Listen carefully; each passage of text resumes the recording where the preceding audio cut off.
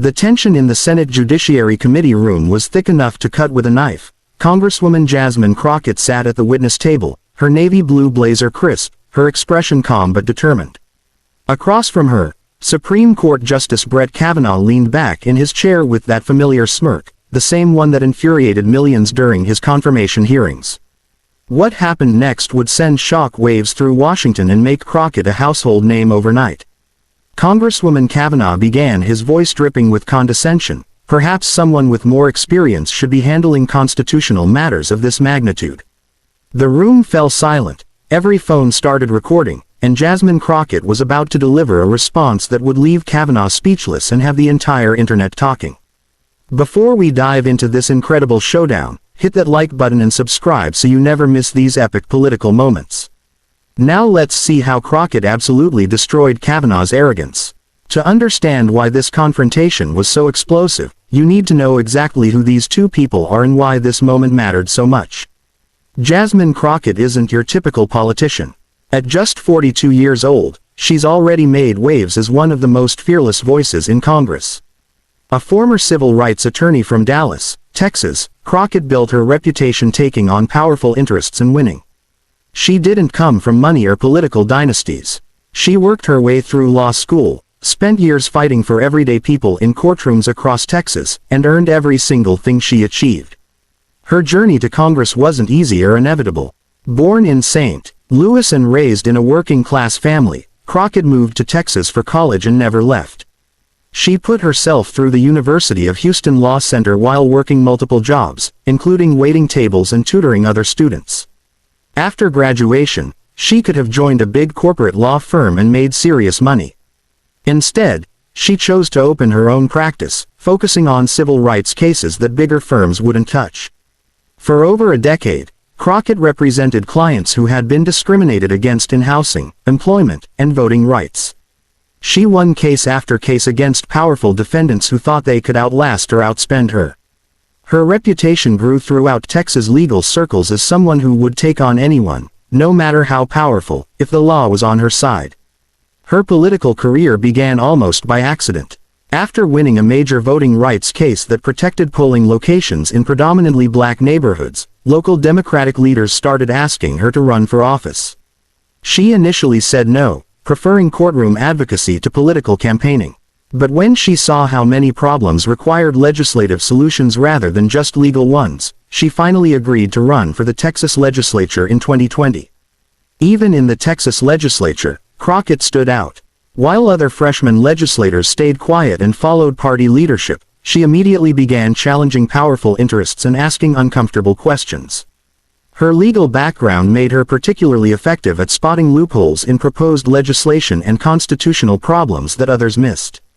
When Crockett speaks, she doesn't use fancy political language or dance around issues. She tells the truth directly and powerfully. That's exactly what made her such a threat to someone like Brett Kavanaugh.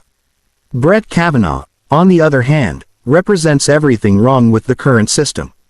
Appointed to the Supreme Court despite serious allegations and a confirmation hearing that showed his true character, Kavanaugh had spent years making decisions that hurt working families while protecting the wealthy and powerful. His privileged background, elite prep schools, Yale University, handed opportunities at every turn, created a man who looked down on anyone who dared question authority. But here's what made this confrontation so important. This wasn't just about these two individuals. This was about whether someone from Kavanaugh's world of privilege could silence a black woman who had fought her way to Congress. This was about whether the Supreme Court could continue operating without real accountability. And this was about whether Crockett would let Kavanaugh's condescending attitude go unchallenged.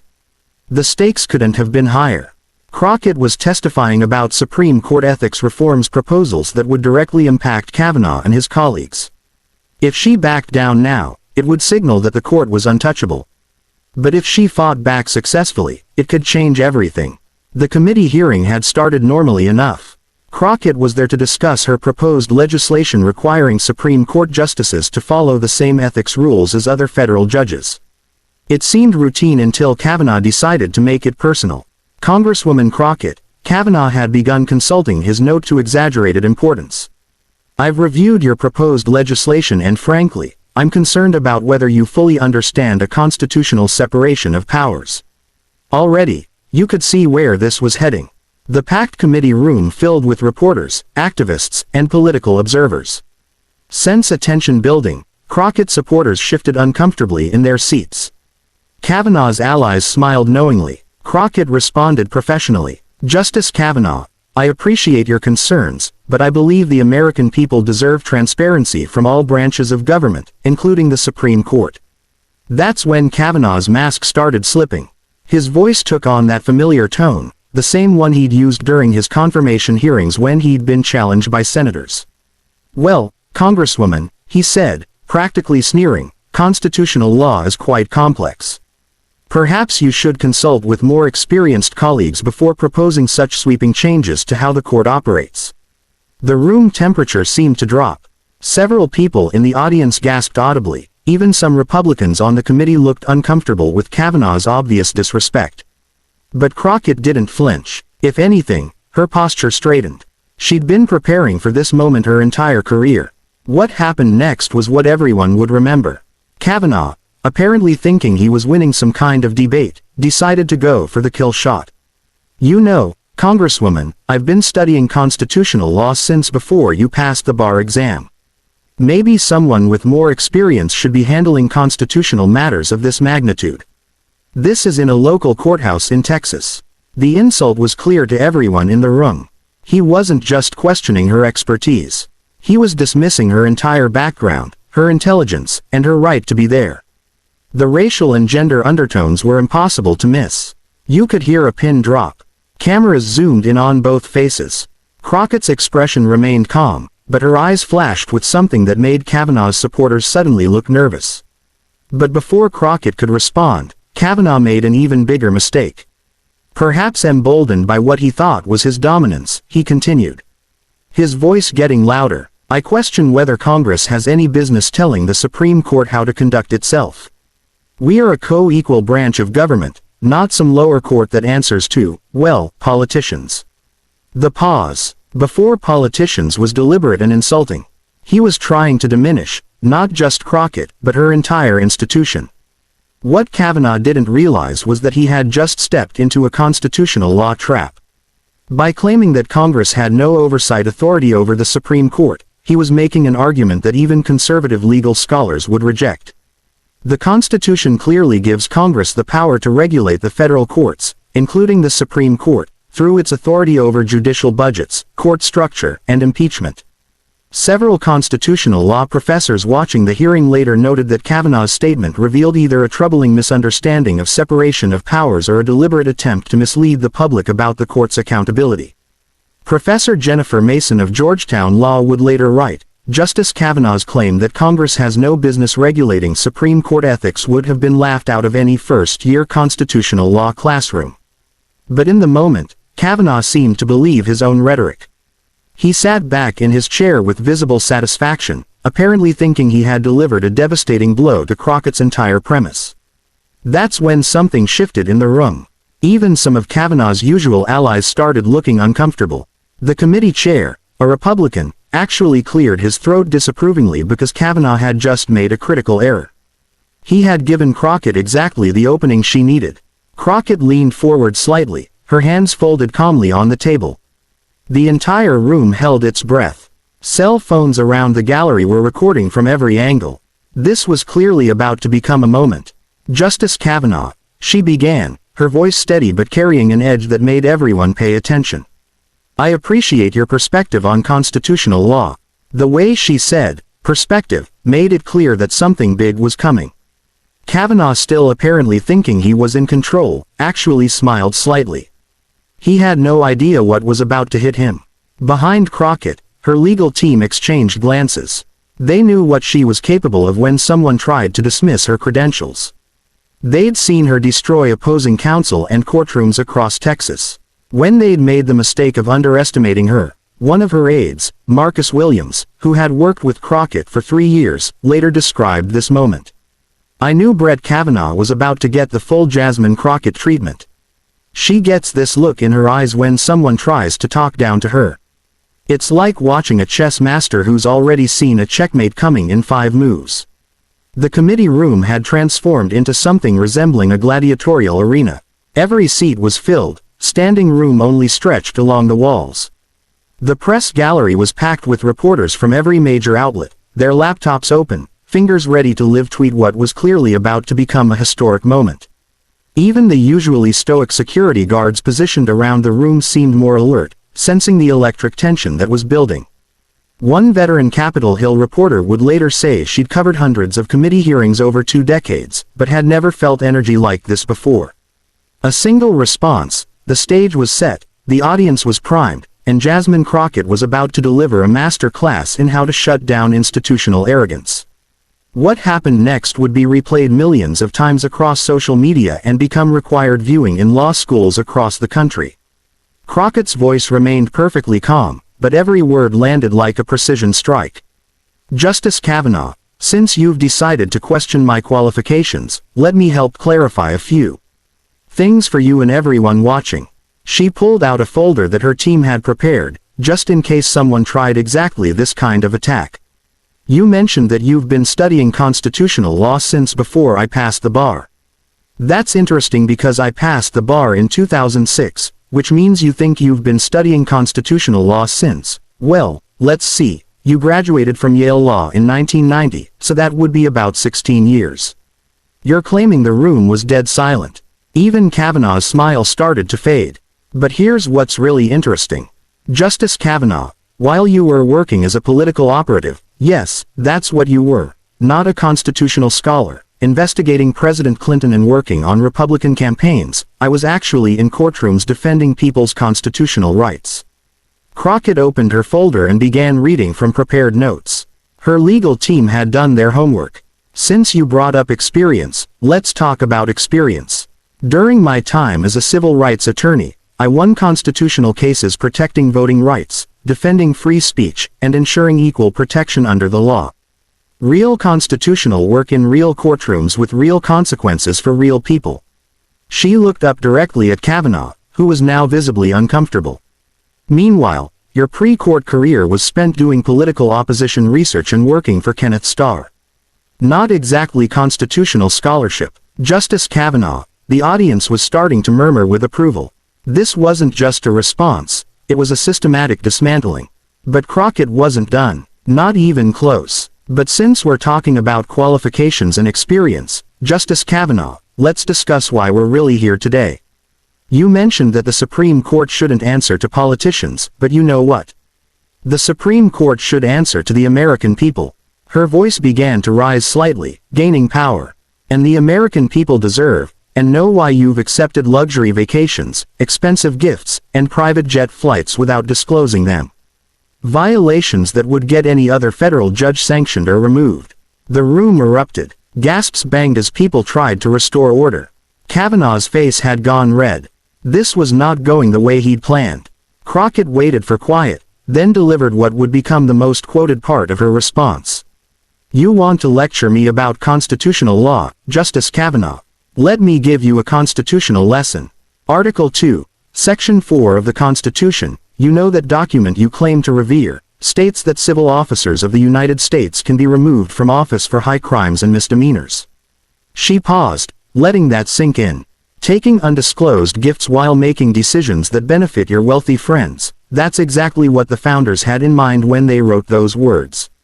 Then came the moment that would go viral within minutes. But let's get back to your original point about experience. Justice Kavanaugh, you suggested that maybe someone with more experience should handle constitutional matters. You're absolutely right. Kavanaugh looked confused. Was she agreeing with him? Someone with more experience should be on the Supreme Court. Someone who actually respects the Constitution instead of treating it like a suggestion.